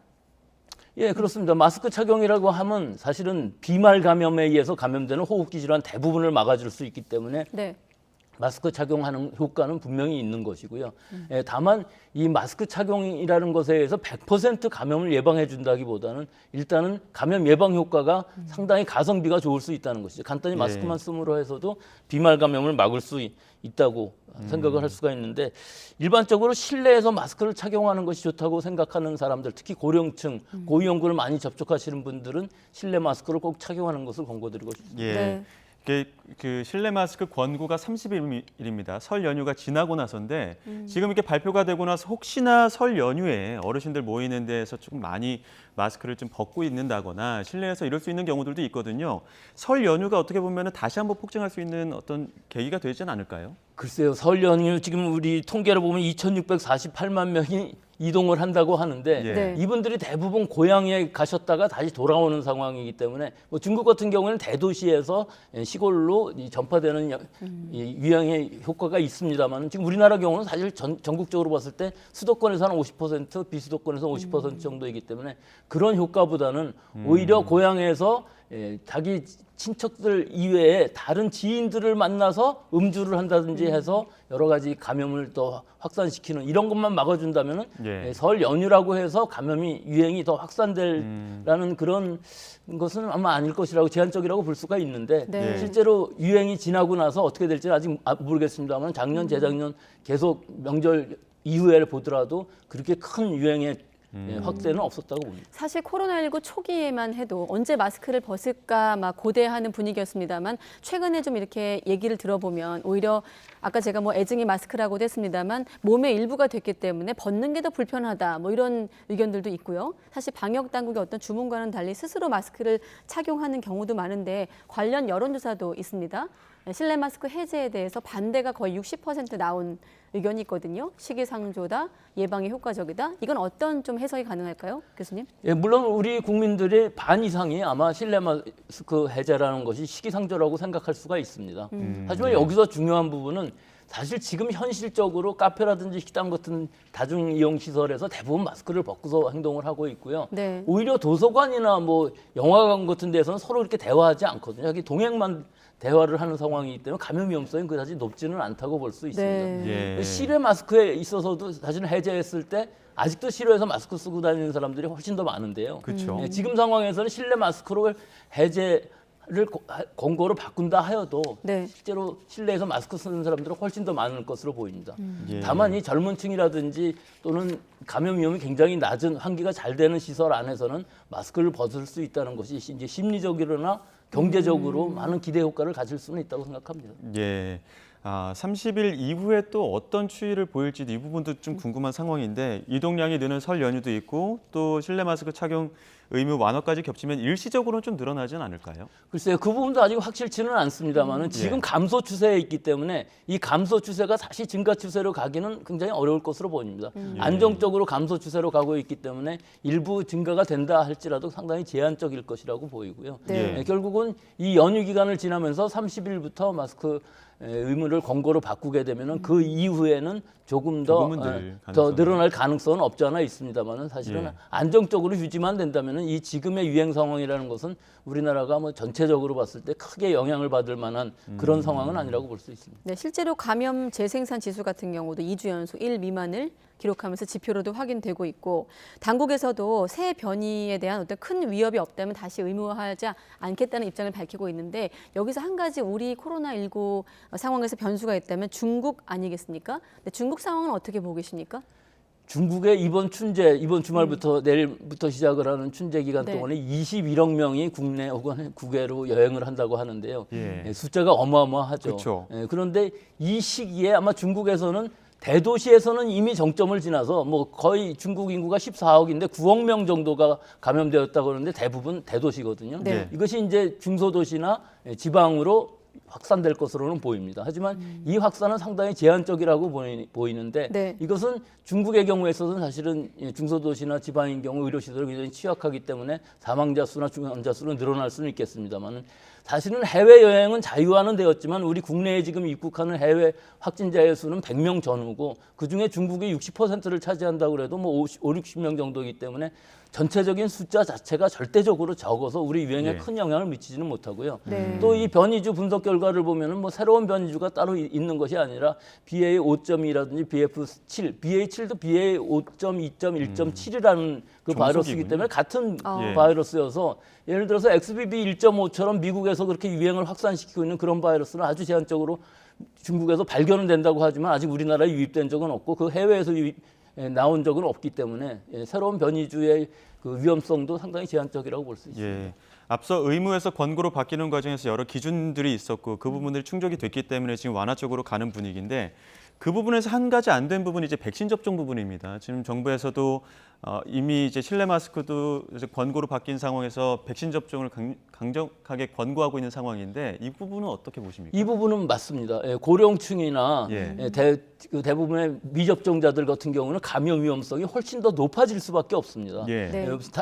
건강한 사람들이 감염이 되어 있는데 바이러스를 갖고 있는데 마스크를 벗는다면은 고령층이라든지 고위험군은 마스크를 쓰고 백신 접종을 받는 것이 훨씬 더 감염 예방 또는 위중증환 예방에 큰 효과를 얻을 수가 있겠죠. 그렇기 때문에 우리나라의 경우 지금 60대 이상에서의 접종률은 상당히 높은 수준이지만 34%이지만 실제로 60대 미만인 경우에는 굉장히 낮은 수치이기 때문에 유행의 억제 효과는 그다지 크지 않다고 볼 수가 있습니다만 위중증 예방 효과, 사망 효과는 크게 얻었다고 볼 수 있겠죠. 네. 지난해 사회적 거리두기와 실외 마스크가 해제가 되면서 일상 회복이 점진적으로 속도를 내고 있는 상황에서 실내 마스크 의무 착용까지 이제 해제 논의가 나왔습니다. 그럼 남은 질문은 하나거든요. 자, 자막에서처럼 격리 부분인데 어떻습니까? 이 격리와 관련해서 단축 혹은 해제 논의가 본격화할까요?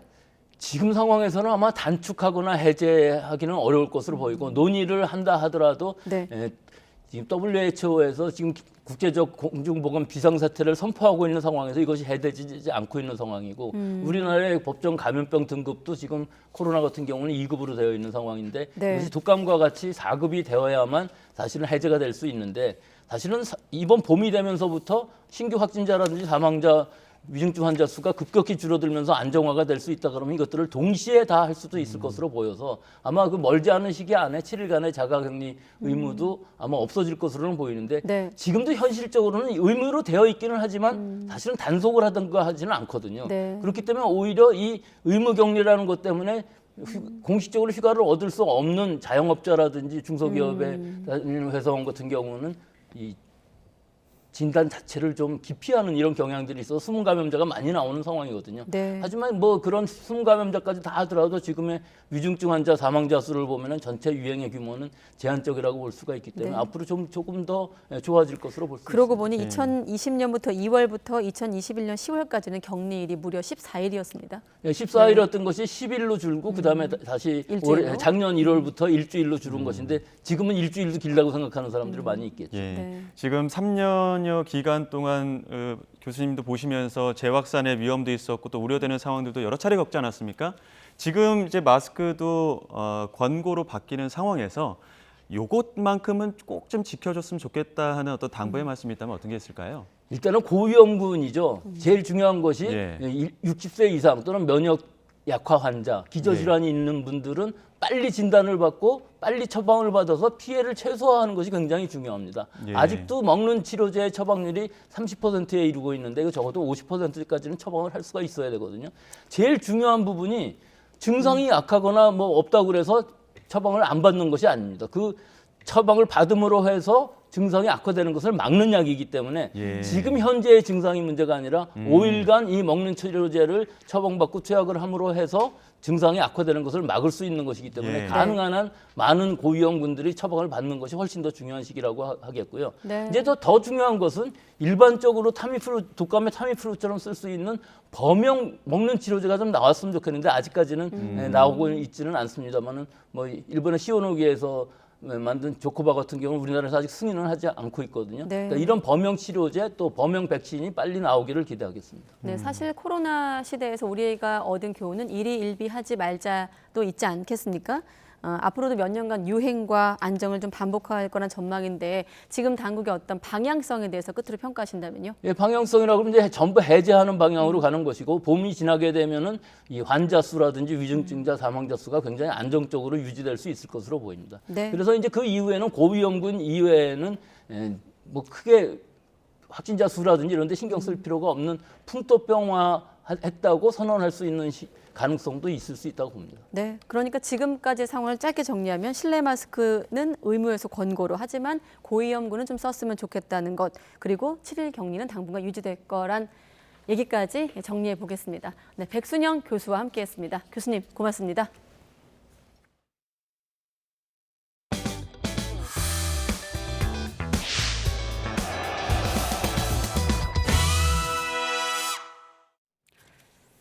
네, 얼마 전에 YTN 취재팀이 수도권 한 지역 단위 농협에 150억 원대 불법 대출과 현 조합장의 사전 선거 운동 의혹 등을 보도한 적이 있습니다. 네, 이 지역 농협은 이외에도 일부 간부급 조합원들에게 제주도 호화 여행을 시켜주면서 역시 현 조합장 지지를 부탁했던 것으로 드러났습니다.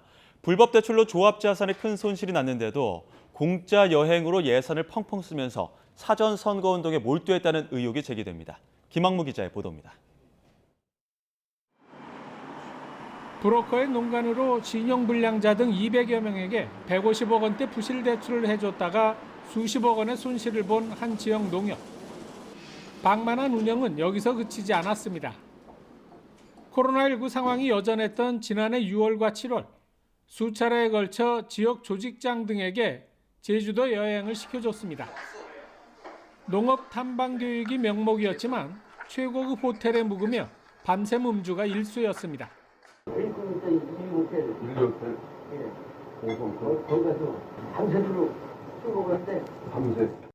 여행 기념 앨범을 만들고 10만 원 상당의 선물도 건넸습니다. 2박 3일에 1인당 경비는 120만 원. 전체 300명 넘는 인원이 참가해 전체 비용만 5억 원에 달했습니다. 게다가 함께 간 농협 임직원들이 일정 내내 올해 조합장 선거에서 현 조합장을 지지할 것을 부탁했다는 말도 나왔습니다. 3월 8일 날 뭐 이런 쪽으로 조합장 떨어지면 중앙회의사도 떨어진다. 농협 측은 이미 정해진 행사를 한 것이고 사전 선거운동 부분은 없었다고 주장합니다. 그런 행사가 예산에 있는데 왜 조합장 행사를 안 하느냐? 그럼 그건 또 모르 답변이죠. 근데 일부 서너 사람 한두 사람 얘기 듣고서 그 행사를 안 한다는 거는 안 되잖아요, 솔직히. 하지만 부실 대출로 조합에 수십억 원대 손해를 끼친 데 그치지 않고 선거를 앞두고 간부급 조합원에게 공짜 여행까지 제공했다는 의혹에 원성이 자자합니다. 아니 말도 안 되죠. 농민, 일반 조합들은 어느 때보다도 힘든 나날인데 다선하겠다고 임원들은 선거 유언을 쓰려고 여행 데려가서 펑펑 써대는 게 말이 됩니까? YTN 김학무입니다. 오늘 아침 8시 40분쯤 경기도 부천시 소사역 근처 아파트 공사 현장에서 40m짜리 타워 크레인이 부러지는 사고가 있었습니다. 이 사고로 작업자 50대 남성 A씨 등 4명이 크고 작은 상처를 입고 병원으로 옮겨졌습니다. 사고 당시 크레인 안에는 운전자가 없었던 것으로 전해지고 있습니다. 어제 오후 6시 20분쯤 경기 가평군 북한강 청평호 강변에 있던 유람선에서 불이 나 3시간 반 만에 꺼졌습니다. 이 불로 다친 사람은 없었습니다. 소방당국은 배터리 내부에서 불꽃이 튀면서 화재로 번진 것으로 보고 원인을 조사하고 있습니다. 오늘 오전 9시 반쯤 충남 아산시 인주면을 지나는 34번 국도에 도로 표지판이 쓰러졌습니다. 다행히도 인명피해는 없었지만 넘어진 표지판이 당진 방향 2차선 도로를 막아서면서 한때 차량 정체가 빚어지기도 했습니다. 표지판은 강풍에 의해 넘어진 것으로 추정되고 있습니다. 9년 동안 대중교통만 다녔던 서울 신촌 연세로에 일반 차량 통행이 재개됐습니다. 상권 활성화를 이유로 일시적으로 허용한 건데 서울시는 오는 9월까지 상권이나 교통에 미치는 영향을 지켜보고 향후 운영 방향을 결정할 예정입니다. 차유정 기자가 보도합니다. 서울 신촌의 대표거리 연세로. 모든 차의 통행이 재개된다는 현수막이 걸렸습니다. 버스만 오갔던 거리에 승용차, 트럭, 택시가 자유롭게 다닙니다. 서울시가 2014년 지정했던 대중교통 전용지구를 일시적으로 해제하면서 오토바이를 제외한 모든 차량의 통행이 가능해진 겁니다. 침체한 상권을 살린다는 이유에서입니다. 상인들은 접근성 개선으로 상권이 회복되기를 기대하고 있습니다. 차량이 다니게 됨으로 인해서 신촌의 상권에 대한 이미지가 달라지면서 30, 40대, 50대들이 다시 오게 되면서 상권이 굉장히 다양해지면서 활성화되지 않을까 이렇게 큰 기대들을 다 하고 계십니다. 차량 이용자들이 오기 편하게 자치구도 적극적으로 주차 공간 확보에 나섰습니다. 우선 이번 달 말부터 주말과 공휴일에 시간당 1,000원대의 요금으로 연세대 캠퍼스 주차장을 이용할 수 있습니다.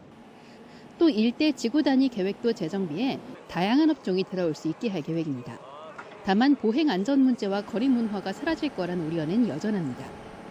주말이나 평일 오후에 버스킹이나 뭐 이런 것들도 많이 해서 학교가 되게 분위기도 좋고 한데 그런 거 차가 다니고 그러면 그런 분위기도 조금 많이 죽지 않을까. 일단 일시적으로 시행되는 만큼 상권 활성화 여부나 보행 환경 영향 등을 지켜보자는 분위기입니다. 상인분들은 또 상권 활성화 면에서 좀 좋게 생각하시는 것 같고 학생들은 뭐 학생 자치 활동이 좀 위축될까 봐 걱정하는 면이 있는 것 같은데 그래도 안 해본 시도니까 시범 운영하는 거는 긍정적으로 생각하고 추후에 또 여론 수렴을 한번 하는 기회가 있었으면 좋겠습니다. 서울시는 상권과 교통에 미치는 영향을 종합적으로 분석한 뒤 9월 말에 향후 운영 방향을 결정할 예정입니다. YTN 차유정입니다. 지난해 생산자 물가가 8% 이상 뛰어 14년 만에 가장 높은 상승률을 기록했습니다. 한국은행 자료를 보면 지난해 생산자 물가는 2021년보다 8.4% 올라 2008년 8.6% 이후 14년 만에 최고 상승률을 기록했습니다. 하지만 지난달만 보면 생산자 물가 지수는 11월보다 0.3% 낮은 119.96으로 하락해 두 달 연속 하락세를 이어갔습니다. 전월 대비 품목별 등락률을 보면 농산물이 8.2%, 수산물 3.1% 올랐지만 공산품은 1% 떨어졌고 특히 석탄, 석유 제품이 8.1%로 하락폭이 컸습니다. 네, 이런 가운데 일본의 소비자 물가는 지난달 에너지 가격 상승과 엔화 약세 영향으로 41년 만에 가장 큰 폭으로 올랐습니다. 일본 총무성 발표를 보면 지난해 12월 일본 소비자 물가 지수는 한 해 전 같은 기간과 비교해 4.0% 상승했습니다. 일본에서 소비자 물가 상승률이 4%대를 기록한 건 지난 1981년 12월 이후 41년 만에 처음입니다.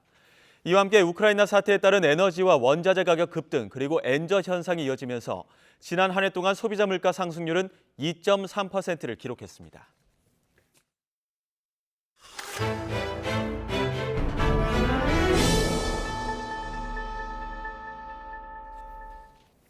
네, 단군 이래 최대 재건축 사업이라고들 하죠. 이 올림픽 파크 포레온, 그러니까 둔촌주공 재건축 단지의 정당 계약이 마무리됐습니다. 이 결과가 선방인지 아니면 부동산 장기 침체의 신호탄인지를 두고 의견이 분분한데요. 조태현 기자와 부동산 시장 점검해 보겠습니다. 어서 오십시오. 네, 안녕하세요. 네, 둔촌주공 청약 당첨자를 대상으로 한 계약이 마무리가 됐습니다. 그 결과를 얘기하는 거죠? 이 청약 시장의 흥행 성적을 보는 지표는 크게 한 두 가지 정도라고 볼 수 있을 것 같아요. 하나는 청약 경쟁률이고 하나는 계약률 정도, 이렇게 두 가지를 들 수 있을 것 같은데 네. 일단 둔촌주공은 청약 경쟁률이 평균 5.5대 1이 나와서 아주 예상을 밑도는 모습을 보였습니다. 시장에서 뭐 10만 청약설 막 이런 얘기까지 나왔던 걸 고려하면 굉장히 부진했던 결과거든요. 그래서 이제는 계약률 쪽에 관심이 쏠렸는데 지금 이 화요일 날 정당 계약이 마무리가 됐습니다. 그러니까 무슨 얘기냐면 네. 당첨자들을 대상으로 한 계약이 화요일 날 끝났다는 이야기예요. 그래서 이 계약률이 어느 정도냐를 두고 지금 굉장히 관심을 많이 보였는데 시공사와 사업단에서 이거를 공개하지 않기로 했습니다. 그런데 일단은 그 정당 계약이 끝났기 때문에 이제 예비 당첨자 쪽으로 순서가 넘어갈 거 아니에요. 네. 근데 예비 당첨자는 5배를 뽑고요. 그 명단 지금 공개가 돼 있습니다. 그러니까 역산이 가능해졌어요. 그래서 역산을 해보니까 계약률이 한 60% 정도, 60%대가 나온 걸로 보입니다. 전체 일반 분양이 4,768가구인데 한 1,500가구 정도가 계약이 안 된 걸로 보여요. 그래서 이거 이제 2월부터는 예비 당첨자들 계약을 하고요. 여기에서도 물량이 다 소진이 되지 않으면은 3월부터는 무순위 청약, 소위 말하는 줍줍이라고 하죠. 그런 것들이 이제 진행될 예정입니다. 예, 앞서 말한 것처럼 역산은 가능하긴 합니다만 지금 계약률 두고 사업단이 계약률 공개하지 않았던 부분, 이 부분은 공개하지 않아도 문제가 없는 겁니까?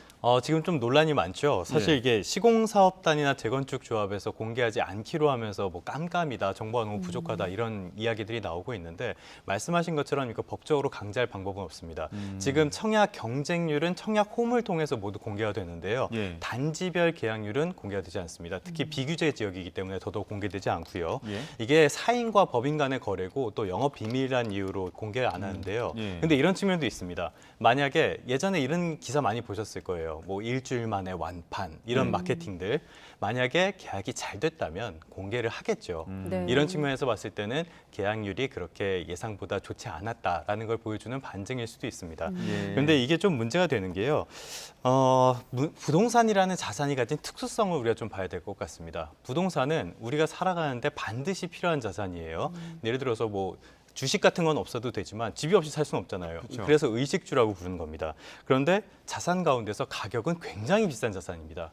그러니까 이 계약률이 공개가 되지 않는다는 거는 우리가 일생일대에 가장 큰 쇼핑을 했는데 이 상품이 어떤 상품인지 정확하게 모르고 계약을 한다. 이렇게도 볼 수 있는 거거든요. 그렇기 때문에 이 계약률을 정확하게 공개를 해줘야 된다는 목소리가 굉장히 커지고 있습니다. 그래서 단지별로 계약률 공개를 해서 지금 또 청약 시장이 실수요자 위주로 재편이 되고 있고 부동산인 청약이라는 것 자체는 청약을 하고 나서 당장 받는 상품이 아니잖아요. 둔촌주공은 2025년 1월에 입주 예정입니다.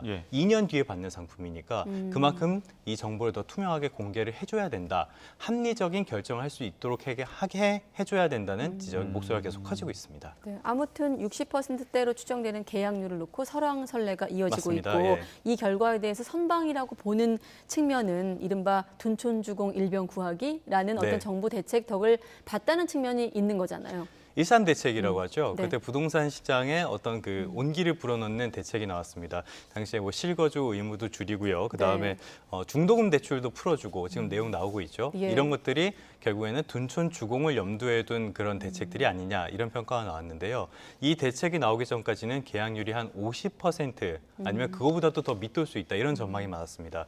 근데 실제로 지금 나온 계약률은 한 60에서 70% 정도니까 원래 예상보다는 한 10에서 20%포인트 정도는 더 올라갔다. 그러니까 대책의 효과가 어느 정도는 반영이 됐다라고도 볼 수 있겠습니다. 그다음에 비슷한 시기에 분양을 해서 관심을 많이 받았던 그 장위 레디언트 자이 이쪽이 있는데요. 이쪽은 계약률이 60%를 밑돌았습니다. 그래서 이런 측면들을 봤을 때는 둔촌 주공이 나름대로 선방한 거 아니냐라는 목소리가 나오고 있는데요. 근데 여기서 좀 냉정하게 좀 짚어볼 필요는 있을 것 같습니다.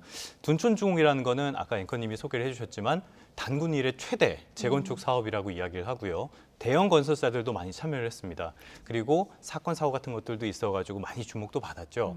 이런 데서 미분양이 1,500가구가 나오고 지금은 무순위까지 했을 때도 미분양이 나오는 거 아니냐 이런 목소리까지 나오고 있습니다. 그럼 과연 이게 선방이다라고 볼 수 있는지는 조금 개인적으로는 의문이고요. 그러면은 여기서 정의를 해볼게요. 이번에 선방하지 못했다, 좀 부진한 결과를 받아들였다 이렇게 정의를 해보겠습니다. 그러면 왜 이런 결과가 나왔냐? 결국에는 분양가 때문이 아닐까 생각을 해볼 수 있겠습니다. 둔촌 주공은 주변 시세보다 조금 비싸다는 평가를 받았고요. 비슷한 시기에 같은 데서 했던 그 헤리티지 자이라는 곳이 있습니다. 여기는 경쟁률도 높게 나오고 완판이 됐거든요. 근데 여기는 주변 시세보다 저렴했어요. 그리고 문제가 됐던 성북 장위 레디언트 여기도 주변 시세보다 한 1억 정도 비쌌거든요. 그러니까 지금 앞서 말씀드린 것처럼 청약시장 자체가 실수요자 위주로 재편이 되면서 입지뿐만이 아니라 이 부동산 가격 자체도 굉장히 중요한 결정의 요소가 된 것이 아닌가 이렇게 판단해 볼 수 있겠습니다. 지금 당장 우리가 살 집도 아닌데 계약률에 관심을 갖는 이유가 둔촌주공 아파트가 이제 계약률이 자금 시장에도 영향을 미치기 때문 아닙니까? 맞습니다. 이게 자금 시장으로 어떻게 연결이 되는지는 뭐 대략적으로 알고 계실 것 같은데요. 최근에 미국의 블룸버그라는 경제 매체에서 둔촌주공을 주목하는 기사가 나와서 좀 눈길을 끌었습니다. 어떤 내용이었냐면 해외에서도 맞습니다. 부동산 시장의 전조가 될 것이다 이렇게 하면서요. 만약에 둔촌주공이 별로 안 좋은 결과를 받게 된다면 레고랜드 사태보다 더 큰 충격이 있을 것이다 이렇게 전망을 했거든요. 이게 무슨 이야기냐면은 역시 프로젝트 파이낸싱 이쪽에 문제가 된다고 볼 것 같습니다. 프로젝트 파이낸싱이 뭐냐면은 우리가 어떤 사업을 할 때 사업을 하고는 싶은데 돈이 없어요. 그럼 돈을 빌려야 되잖아요. 근데 신용도 없고 담보도 없다고 이렇게 가정을 해보면은 돈을 빌릴 방법이 없습니다. 그럴 때는 미래 가치를 내세워가지고 돈을 빌리는 거예요. 근데 우리나라에서 PF라고 하면은 그냥 부동산 PF를 이야기하는 경우가 많죠. 이 경우에는 시행사, 그러니까 이 경우에는 둔촌주공 조합입니다. 재건축 조합이 있고요. 이쪽에서 돈을 빌리는데 미래에 발생할 분양 수익권을 담보로 해서 돈을 빌리는 겁니다.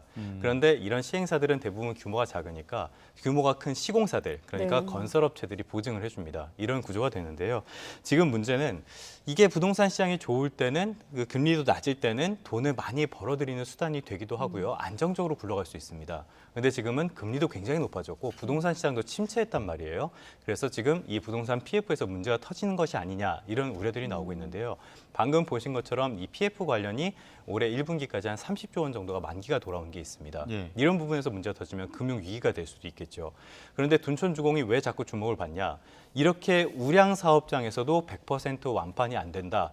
그랬을 때는 다른 사업장들, 서울도 아니고 대규모 단지도 아닌 다른 사업장들에서는 훨씬 더 부진한 결과가 나올 수 있다는 거예요. 그러면 PF 쪽에서 문제가 터진다고도 볼 수 있는데요. 예전에 기억하실지 모르겠는데 2010년대 초반쯤에 저축은행에서 PF 사태가 크게 터진 적이 있습니다. 이것도 비슷해요. 저축은행들이 PF를 통해서 굉장히 사세를 빠르게 키우거든요.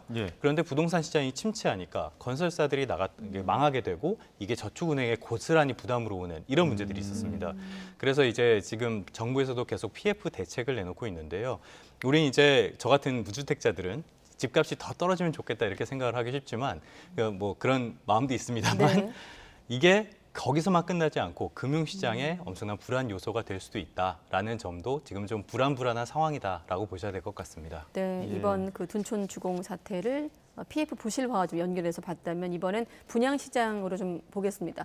그러니까 쉽게 말해 둔촌 주공도 이 정도라니 하면서 이제 분양시장에 긴장감이 그렇죠. 올라가는 거 예, 아니겠습니까? 맞습니다. 둔촌 주공조차도 이 정도였다. 다가 될 수도 있고요. 둔촌 주공이었기 때문에 겨우 완판은 됐다라고도 그렇죠. 볼 수 있습니다. 예. 먼저 첫 번째로 결국에 부진한 성적표를 받아들이게 된다면은 당연히 분양시장 전반에 안 좋은 영향을 미칠 수밖에 없을 것으로 보입니다. 이 서울이고 대단지에서도 이렇게 안 좋았는데 그런 곳이 아니라면 훨씬 더 안 좋겠죠. 네. 이런 것들은 중소형 건설사들이 하는 경우가 많기 때문에 이쪽 건설사들이 도산을 한다든지 이런 문제점이 생길 수가 있습니다.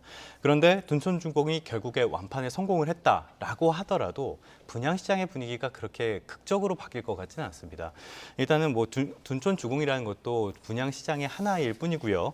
또 앞으로 나올 것도 이제 분양가나 입지에 따라서 어떤 옥석 가리기라고 하죠. 이런 것들이 좀 심해지지 않을까 이렇게 전망을 해볼 수 있겠습니다. 예. 그런데 문제는 앞으로 나올 이 분양 단지들은 분양가가 좀 낮게 나올 가능성은 거의 없지 않을까 싶습니다.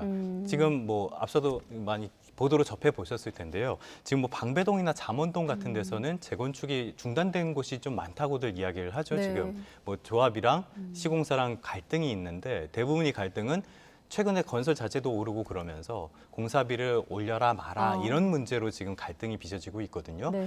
그러면은 공사 그 자재비가 올랐다는 건 결국엔 분양가에는 상승 요인이 될 수밖에 없습니다. 그다음에 지금은 집값이 조금씩 하락하고 있다고 해도 지난 5년 동안 워낙 부동산이 가파르게 올랐어요. 이 말은 땅값도 올랐다는 뜻입니다.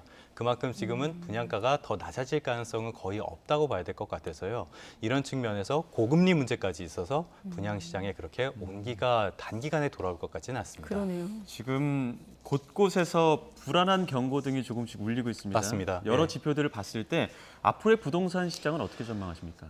지금은 뭐 굉장히 차가운 상태죠. 부동산 시장. 지금 이번 주에 전국 아파트 값이 전주보다 0.35% 하락했습니다. 이게 34주 연속 내림세인데요. 낙폭은 다소 둔화하는 모습을 보였습니다. 낙폭이 둔화했다고 해서 지금 뭐 분위기 반전을 기대할 수 있다 이런 상황은 아니라고 봐야 될 것 같고요. 가격은 계속 하락하고 있고 거래는 여전히 이루어지지 않고 있는 상황입니다. 여러 차례 말씀을 드렸는데요. 지금 모든 자산 시장은 기준금리가 좌우하고 있다라고 해도 절대 과언은 아닐 것 같습니다. 정부의 대책이 나온다고 해도 이 기준금리를 이겨낼 정도의 파괴력은 전혀 보여주지 못하고 있거든요. 그러면 앞으로 부동산 시장 역시 기준금리가 어떻게 변할까? 여기에 가장 크게 영향을 받을 것이라고 봐야 될 것 같습니다. 먼저 미국 연방준비제도에서 이번 FOMC에서 아마 기준금리를 다시 한번 높이지 않을까 이런 전망이 나오고 있는데요. 높이는 폭은 25bp 정도, 그러니까 0.25%포인트, 소위 말하는 베이비 스텝이라고 하죠. 이 정도로 확실하게 속도 조절을 할 것으로 보이고요. 그리고 지금 연준에서 기준금리 인하는 없다고 얘기를 하고 있지만 시장에서는 반신반의하고 있는 모습입니다. 자, 미국 상황이 이렇고요. 우리나라는 미국보다 기준금리 인상의 부작용이 더 크게 온 나라입니다. 무슨 얘기냐면 우리나라의 가계 대출 규모가 GDP를 뛰어넘는 나라거든요. 그러니까 대출 이자 부담이 굉장히 커진 상태입니다. 네. 그래서 여기에 대한 우려가 크기 때문에 결국에는 한 하반기쯤에는 금리 인하 신호가 나온 것이 아니냐 이런 전망까지도 나오고 있거든요.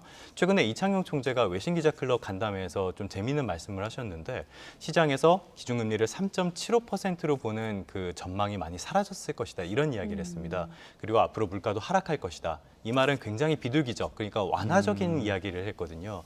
그래서 앞으로 부동산 시장을 가늠을 하시려면은 부동산 시장을만 보시지 말고 기준금리가 앞으로 어떻게 될 것인지 시장에서 나오는 신호들을 좀 면밀히 보시는 게 좋을 것 같습니다. 풍화 정책까지 좀 살펴봐야 된다 얘기까지 들어봤습니다. 아무래도 설 연휴 가족들 만나면 집값 얘기 많이 할 텐데 조태현 기자와 함께 부동산 시장 점검해봤습니다. 수고했습니다. 네, 고맙습니다.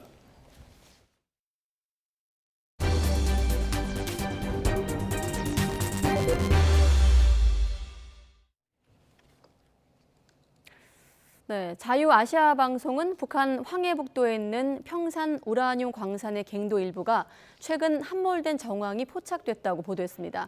미국 민간 북한 분석가인 제이콥 보글이 위성 사진을 토대로 광산 터널 입구에 함몰된 것으로 보이는 큰 구덩이 2개가 확인됐다면서 이같이 주장했다고 해당 매체가 전했습니다. 평산 광산은 북한 내 핵무기에 사용되는 농축 우라늄의 주요 생산지로 알려져 있습니다. 서방 사회가 등을 돌리면서 궁지에 몰리고 있는 러시아가 핵 전쟁이 날 수 있다고 또다시 위협을 하고 나섰습니다. 이에 우크라이나가 크림반도 탈환을 강조하면서 글로벌 안보 우려가 커지고 있습니다. 조영성 기자가 보도합니다. 샤를 미셀 유럽연합 상임의장이 우크라이나 수도 키이우를 깜짝 방문했습니다. 러시아에 맞서는 우크라이나에 지원을 약속하는 등 힘을 보탰습니다. 다보스 포럼을 비롯해 서방 여러 나라 역시 우크라이나 화력 지원을 잇따라 언급하고 있습니다. Tu peux compter sur l'Union européenne, notre détermination est sans faille, notre main ne tremblera pas, nous sommes déterminés à être à vos côtés aussi longtemps qu'il sera nécessaire parce qu'il est en jeu cette promesse, ce sont ces rêves que nous partageons et que nous avons en commun. 러시아는 다시 핵 공격을 거론했습니다. 메드베데프 러시아 국가안보회의 부의장은 핵 보유국이 재래식 전쟁에서 패배하면 핵전쟁이 촉발될 수 있다고 엄포를 놨습니다. 크렘린궁도 러시아의 핵 원칙과 부합하는 발언이라고 두둔하며 위협 수위를 높였습니다. Это потенциально чрезвычайно опасно. Это будет означать вывод конфликта на качественный уровень, который, конечно, не будет сулить ничего хорошего с точки зрения глобальной общей европейской безопасности. 러시아의 핵 위협에도 젤렌스키 우크라이나 대통령은 크림반도 공격을 다시 한번 강조했습니다. 지난 2014년 러시아에 빼앗긴 영토의 수복을 이번 전쟁의 목표로 하고 있기 때문입니다. Наша ціль – деокупувати всі наші території. Крим є нашою землею. Крим є нашою територією. 서방의 지지를 얻은 우크라이나와 핵카드까지 꺼낸 러시아의 강대강 대결로 전쟁은 퇴로 없는 확전 양상으로 번지고 있습니다. YTN 조용성입니다. 네팔 당국이 지난 15일 포카라에서 추락한 72명 탑승한 여객기 추락 사고와 관련해 실종자 수색 작업 종료를 선언했다고 스페인 EFE 통신이 보도했습니다. 사고 여객기가 속한 네팔 예티항공 대변인은 당국이 남은 실종자 1명에 대한 수색과 구조 작업을 끝내기로 했다고 밝혔습니다. 유모 씨 부자로 알려진 한국인 희생자 시신 2구는 지난 17일 수도 카트만두로 옮겨졌고 유해는 국내로 이송할 것으로 알려지고 있습니다. 이라크와 오만의 걸프컵 축구대회 결승전이 열린 이라크 남부 도시 바스라에서 압사 사고가 발생을 해 최소 2명이 숨지고 60여 명이 다쳤습니다. 사고는 경기 전 이른 아침부터 경기장을 찾은 관중들이 입장하기 위해서 한꺼번에 경기장 입구로 몰리면서 발생했습니다. 바스라 경기장은 최대 수용 인원 6만 5천 명이지만 이보다 훨씬 더 많은 사람이 경기장을 찾았습니다. 최근 인도의 연날리기 축제장에서 무려 6명이 연줄에 목이 감겨 숨지는 일이 벌어져 충격을 주고 있습니다. 사망자 절반은 8살 미만 어린이로 밝혀져 안타까움을 더했는데요. 어떻게 이런 황당한 일이 벌어진 걸까요? 우리나라의 추석, 미국의 추수감사절처럼 인도에는 마카르 산크란티라는 명절이 있습니다. 매년 1월 14일 봄을 맞이하는 힌두교 축제 중 하나죠. 우리와 마찬가지로 전통 음식을 나눠 먹고 연날리기 등 전통 놀이를 즐기는데요. 이 명절을 부르는 명칭이 지역마다 조금씩 다릅니다. 이번에 사고가 난 인도 서부 구자라트 지역에서는 우타라얀 축제라고 부릅니다. 그런데 이 우타라얀 축제는 국제적인 연 축제로 더 잘 알려져 있습니다. 전 세계에서 참가자들이 모여 연싸움을 하는데요. 온갖 다른 모양의 크기와 연들이 하늘을 가득 채우고 가까이에 있는 연들과 싸워 줄을 끊고 열을 끌어내리는 경기입니다. 문제는 과도한 연싸움 때문에 사람들이 죽거나 다치는 경우가 많아 예전부터 위험하기로 악명이 높았다는 겁니다. 연싸움에서 이기기 위해 목화로 만들어진 연줄 대신 나일론 줄을 쓰거나 아예 줄에 유리가루, 금속 등을 발라 날카롭게 만들기 때문입니다. 인도 당국이 치명적인 연줄을 사용하지 말라고 금지하고 있지만 과도한 경쟁으로 불붙은 어른들의 위험한 연싸움으로 2016년과 2019년 사망자가 나온 데 이어 올해도 아이들의 안타까운 희생으로 이어졌습니다. 아버지와 함께 오토바이를 타고 가던 7살 소녀가 희생되고 부모님과 길을 걷던 3살, 7살 어린 아이들이 변을 당했는데요. 180명 가까운 부상자도 속출했습니다.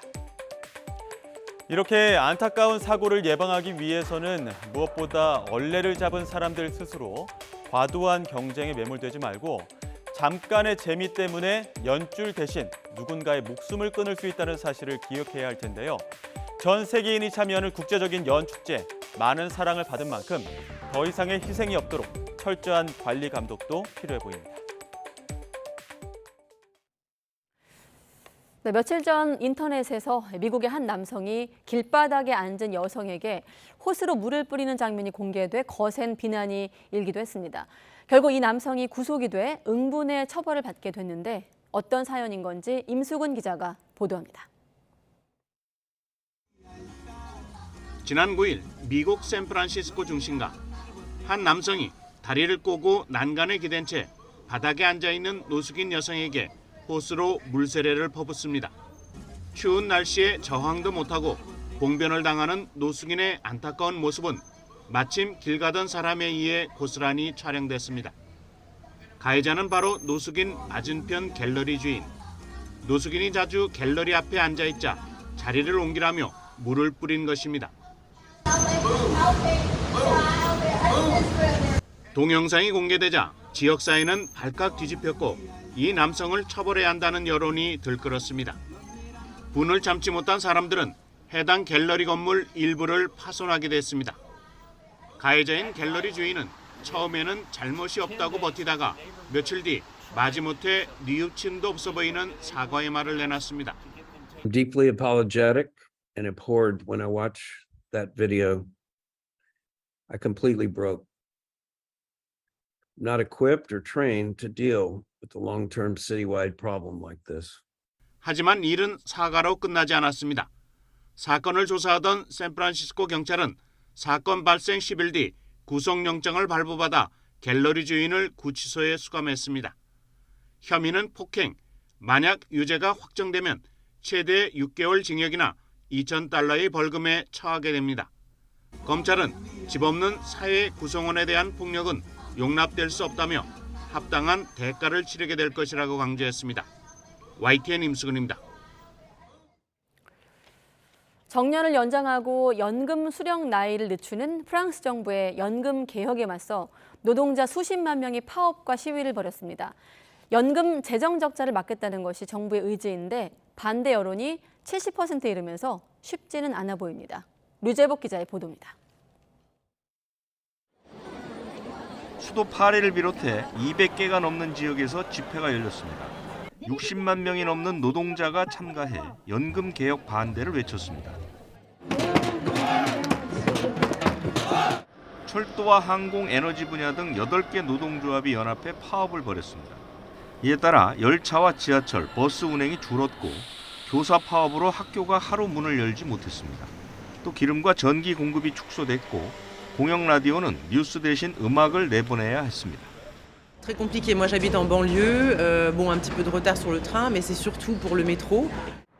프랑스 정부가 추진하는 연금 개혁은 정년을 62살에서 64살로 늦추는 게 골자입니다. 또 연금을 탈 수 있는 나이도 1년 늦췄습니다.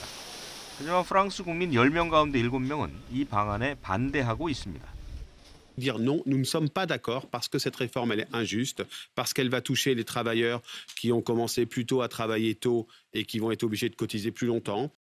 반면 프랑스 정부의 개혁 의지는 확고한 편입니다. 연금 재정을 손보지 않으면 조만간 적자로 돌아설 것이 확실하다는 것입니다. De moins en moins d'actifs et de plus en plus de retraités. Si vous voulez que le pacte entre les générations soit juste, il faut procéder à cette réforme. 프랑스 정부는 다음 달 6일 의회 본회의 상정을 목표로 하고 있습니다. 하지만 국민 반대 여론에다 좌파와 극우 야당들도 결사 반대를 외치고 있어서 앞길이 그리 순탄하지 않을 전망입니다. YTN 유재복입니다. 네, 그런가 하면 미국에선 정부가 국가 부채 한도로 채무 불이행 위기에 처하자 재무부가 당분간 정부 재량으로 국채를 발행할 수 있도록 하는 특별 조치에 들어갔습니다. 해결책은 의회에서 여야 합의로 국가 부채 한도를 늘리는 건데 여기도 여야 대치 상황이 심상치 않습니다. 워싱턴 권준기 특파원의 보도입니다. 미국 법으로 정해진 국가 부채 한도 31조 4천억 달러가 천장을 찍었습니다. 더는 빚을 낼 수 없게 돼 채무 불이행에 따른 국가 부도 위기에 처하게 된 겁니다. 올해부터 하원 주도권을 장악한 공화당이 국가 부채 한도를 늘리는 법안 통과에 반대하면서 벌어진 일입니다. 이에 따라 미 재무부는 오는 6월 5일까지 임의로 국채를 발행할 수 있는 특별 조치에 들어갔습니다. 제닛 옐런 장관은 미국의 신용을 보호하기 위한 의회의 신속한 행동을 촉구했습니다. 하지만 공화당은 쉽게 움직일 기세가 아닙니다. 민주당 정부가 세금을 부주의하게 쓰면서 미국 화폐 가치를 떨어뜨렸다며 부채 한도를 올릴 수 없다고 버티고 있습니다. That's something nobody wants to do that. That's why we're asking, let's change our behavior now. Let's sit down. He's the president. 바이든 대통령은 공화당 지도부가 사상 초유의 국가 부도 사태를 볼모로 잡고 있다고 비판했습니다. 하지만 공화당이 요구하는 의료 사회 보장 프로그램 지출 삭감은 협상 대상이 될 수 없다는 점을 분명히 했습니다. I don't support cutting Medicare and Social Security. They're going to shut down the government by not providing the votes to pay our federal debt to other countries in the world. It'll be the first time in all of American history. 미국 언론은 재무부의 특별 조치로 시간을 벌긴 했지만 민주당과 공화당 사이 감정의 골이 워낙 깊어 합의 도출은 쉽지 않으리라 전망하고 있습니다. 지난 2011년 오바마 행정부 때 국가 부채 한도 증액을 놓고 의회 대치가 길어졌을 당시엔 미국 신용등급이 깎이면서 세계 금융시장이 요동쳤습니다. 워싱턴에서 YTN 권준기입니다. 네, 우리나라 1세대 영화 배우로 평생을 영화에 헌신했던 윤정희 씨가 프랑스 파리에서 향년 79세로 별세했습니다. 고인의 뜻에 따라 장례는 파리에서 조용하게 치러질 거라고 남편 백건우 피아니스트가 전하고 있는데요. 알츠하이머를 알아왔던 윤 씨가 세상을 떠나면서 논란을 빚었던 성년 후견인 소송도 종결될 전망입니다. 홍상희 기자입니다. 머물고 가는 바람처럼 그림자처럼 나를 따라온 작은 발자국에도 작별을 할 시간. 영화배우 윤정희 씨가 가족과 살던 프랑스 파리에서 향년 79세로 별세했습니다. 윤정희 배우는 현지 시간 19일 오후 5시 딸 지니 씨의 바이올린 소리를 들으며 꿈꾸듯 편안한 얼굴로 세상을 떠났다고 남편 백건우 피아니스트가 전했습니다. 윤 배우는 1944년 부산에서 태어나 대학생 시절 신인 배우 공모전에 참가해 1200대 1의 경쟁을 뚫고 배우의 길에 들어섰습니다. 1967년 영화 청춘극장으로 데뷔하자마자 대종상과 청룡 영화상을 휩쓸었고 강명화, 안개, 독짓는 늙은이 등 300여 편의 영화에 출연했습니다. 문희, 남정인 배우와 함께 1960년대 트로이카 배우 시대를 열며 왕성한 활동을 이어가던 윤 씨는 1970년대 프랑스 파리 유학길에 올랐고 피아니스트 백건우 씨와 만나 결혼했습니다. 1994년 영화 만모방 이후 영화 활동을 중단했지만 2010년 이창동 감독의 시로 16년 만에 복귀했습니다.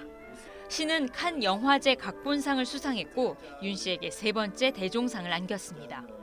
데뷔 50주년을 맞아 열린 2016년 회고전에서 윤정희 배우는 영화는 인생을 그리는 것이라며 삶의 마지막까지 작품을 하겠다고 말했습니다. 제 나이 또래 인생의 고민을 그리는 것도 좋겠죠. 네. 스텝과 시나리오만 좋으면 저는 언제나 날아올 겁니다. 그러나 시 촬영 당시 이미 알츠하이머 초기 진단으로 투병 중이었다는 사실이 알려졌고 이후 다시 관객을 만나지 못했습니다. 긴 투병 생활 가운데 지난해에는 한국에 있는 윤 씨의 형제들이 백건우 씨와 딸을 대상으로 후견인 지위, 이의 신청 소송을 제기하며 가족 간 갈등이 불거졌지만 윤 씨의 사망으로 소송은 종결될 것으로 보입니다. 평생을 한국 영화에 헌신한 윤정희 배우는 영화 속 시처럼 햇빛 맑은 아침 깨어나 다시 만날 수 있기를 꿈꾸다 영면에 들었습니다. 우리나라 영화가 계속 환영을 받는 걸 원하고 있고요. 후배들의 영화인들은 제목들이 많기 때문에 저 많이 기대하고 있습니다. YTN 홍상입니다. 네, 다음 소식입니다. 성추행 의혹이 있는 고은 시인의 시집을 출간해 논란을 빚었던 실천 문학사가 사과를 하고 지난 17일부터 시집 공급을 중단했다고 밝혔습니다.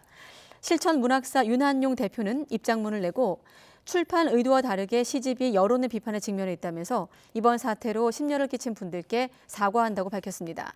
그러면서 지난 17일부터 국내 모든 서점에 고은 시인의 시집을 공급하지 않고 있다면서 여론의 압력에 출판의 자유를 포기해야 하는지에 대한 결정이 날 때까지 공급 중단을 이어가겠다고 밝혔습니다. 다만 시집과 함께 펴낸 대담집 고은과의 대화는 저자가 이란계 캐나다인 시인 라민 자한베글루 교수이고 번역서인 만큼 그대로 판매하고 있다고 설명했습니다.